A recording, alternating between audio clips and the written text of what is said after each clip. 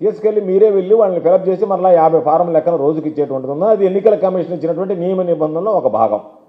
అయ్యా మాకు ఇవ్వండి మా చేతికేనంటే అక్కడ చూస్తే ఏమో 98%, 99% ఇచ్చేసాము అని చెప్పని స్పష్టంగా వాళ్ళు ప్రకటించేశారు. ఆ జాబితా ఇచ్చారు. ఎందుకు ఇచ్చారు?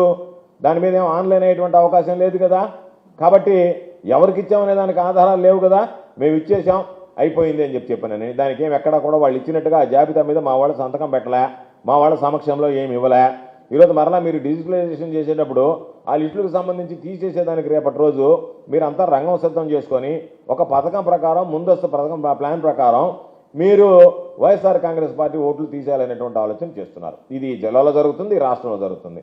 దానికన్నా చంద్రబాబు నాయుడు గారు ఇప్పుడే అయ్యా రాబోయే ఎన్నికల్లో నేను గెలవను, నేను నా ఓటమిని ఒప్పుకుంటున్నాను, కాబట్టి ఈ సర్ ప్రక్రియలో నేను జోక్యం చేసుకుంటాను, దాని ప్రకారం మా ఓట్లే ఉండిస్తాను, మీ ఓట్లు తీసివేస్తానని చెప్పి ఎప్పుడో పాత రోజుల్లో చూసాం. హిట్లర్ లాంటి వాళ్ళు ఏదో నియంతలుగా ఎక్కడ ఎన్నికలు జరగకుండా వాళ్ళే గుద్దుకొని వాళ్ళే గెలిచినట్టుగా ఇప్పుడు అదే జరిగేటువంటి పరిస్థితి ఏర్పడింది ఆంధ్ర రాష్ట్రంలో. నేనే నా ఓట్లే పెట్టుకుంటా, నా ఓట్లే వేసుకుంటా, నేనే చూసుకుంటానని చెప్పి. కాబట్టి ఇదంతా ఎలా ఉందంటే అసలు ఒక మంత్రిగా ఈ జిల్లాకి నారాయణ గారిని చూస్తే ఆయన పాపం చాలా పొడుగ్గా జగన్మోహన్ రెడ్డి గారిని గురించి మాట్లాడుతున్నాడు. ఈ మధ్య ఎక్కడొచ్చినా సరే వైఎస్ఆర్ కాంగ్రెస్ పార్టీ మీద జగన్మోహన్ రెడ్డి గారి మీద వెర్రచక్క పడుతున్నాడు పాపం. అట్ట కాకుండా నువ్వు పోయి ముందా ఇసుక సంగతి చూడు. రూరల్ మనకి దేనికంటివి? నీకు సంబంధించిన దాంట్లో ట్రిప్పర్లు ఎత్తపోవద్దంట్రీ, బ్యాన్ ఉండేటువంటి దాంట్లో ఎత్తుకోబోవచ్చు అంటుంటు. నువ్వు ఎత్తుకోబోవడానికి ఎట్ట ఎత్తుకోబోతావు బ్యాన్ ఉండేటప్పుడు ఎత్తకపోవడానికి? కాబట్టి నీకు విధి విధానాలు తెలియదు. నువ్వు ఎప్పుడో ఎక్కడో కూర్చుంటావు, ఏ పనిలో ఉంటావో తెలియదు. ఆ పనిలో నుంచి టెలికాన్ఫరెన్స్లు కలుపుతున్నావు. నీ మూడు ఎట్టుంటుందో మాకు అర్థం కాదు. ఆమెను ఎవరి మీద తెరసక పడతావో కూడా తెలియదు. కాబట్టి మనం వాళ్ళని లైన్లోకి తీసుకోండి, ఏళ్ళ లైన్లోకి తీసుకోండి, సిఎన్ లైన్లోకి తీసుకోండి, డిఎస్పీ లైన్లోకి తీసుకొని వాళ్ళందరూ అధికారులను భ్రష్టు పట్టిస్తున్నావు. వాళ్ళు మాట్లాడేటువంటి మాటలు రికార్డే బయటకు వస్తున్నాయి. అధికారులైనా కొంచెం జాగ్రత్తగా ఉండి టెలికాన్ఫరెన్స్లో పాల్గొనకుండా ఉంటే మంచిది తప్ప మీరందరూ భ్రష్టు పట్టిపోతుంటారా?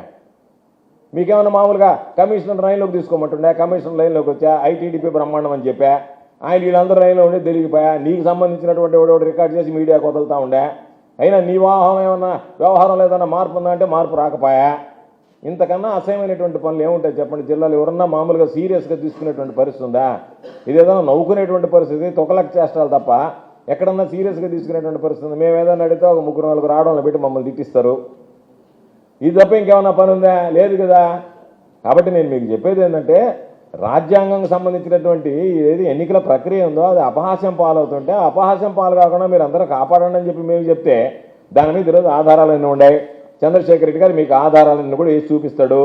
ఇప్పటికైనా నేను జిల్లా ఎన్నికల అధికారిని కోరేది, మాకు సంబంధించినటువంటి ఎవరైతే ఉండారో మాకు జాబితా ఇవ్వండి. ఎవరికైతే ఈరోజు మీరు డిజిటలైజేషన్ చేయలేదో ఆ డిజిటలైజేషన్ చేయనటువంటి జాబితా ఇస్తే మేము ఆ సంబంధిత వ్యక్తుల దగ్గరికి సంబంధించి ఆ డిజిటలైజేషన్ ప్రక్రియ వాళ్ళు ఏదైనా ఎన్యూమరేషన్ ఫామ్స్ పూర్తి చేయకపోతే పూర్తి చేయించి వాళ్ళకి ఇస్తాము. 4 రోజులు సమయం ఉందన్నారు. కాబట్టి మేము డిమాండ్ చేస్తున్నాం అనుకుంటారా, మేము మిమ్మల్ని రిక్వెస్ట్ చేస్తాం అనుకుంటారా? మీరు ఏ విధంగా అనుకున్నా మాకు ఇబ్బందిలే. కాకపోతే రేపటి రోజు మాత్రం దీనికి భారీ మూల్యం చెల్లించుకోవాల్సినటువంటి పరిస్థితి ఏర్పడింది. ఇంకొక ఆయన చెప్పాడు అంటే ఇప్పుడు తీసేస్తాడంట, ఇంకా టైం ఉన్నాడు చేర్చుకునే దానికి. ఏమన్నా ఉందా? ఎవడన్నా ఆ మాట మాట్లాడేటువంటి అధికారులు మనం చూసామా?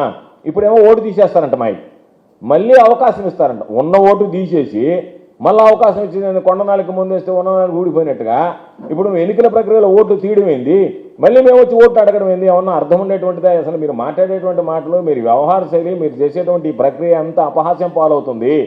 దాని గురించి మీరు పట్టించుకోకుండా చివరికి ఏ విధంగా అయినారు?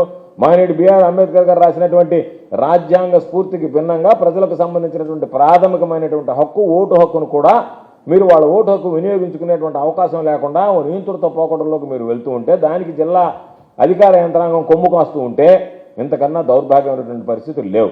కాబట్టే ఈరోజు ఎందుకు ఈ మీడియా సమావేశం ఏర్పాటు చేశామంటే అధికారుల దగ్గరికి పోయి ఇచ్చినప్పుడల్లా చెవిటి వాడి ముందు శంఖం ఊదినట్టుగా ఉంది తప్ప అధికారుల స్టాండర్డ్ రికార్డెడ్ మెసేజ్ పరిశీలిస్తాం, చర్యలు తీసుకుంటాం.